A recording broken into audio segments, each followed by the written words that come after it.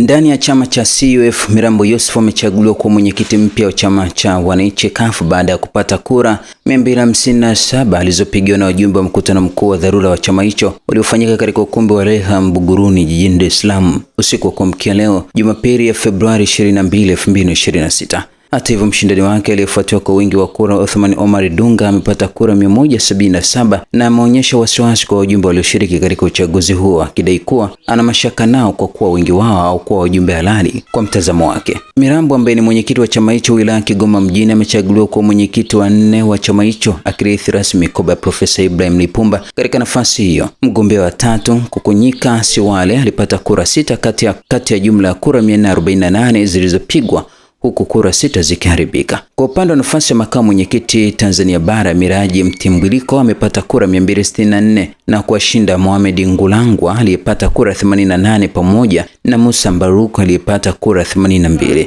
Nafasi ya makamu mwenyekiti wa Zanzibar imechukuliwa na Harub Mohamed Shamsi aliyepata kura 256 akimshinda Mbaruku Seif Salim aliyepata kura 171, huku Amina Rashid Salim akijitoa kabla ya upigaji wa kura.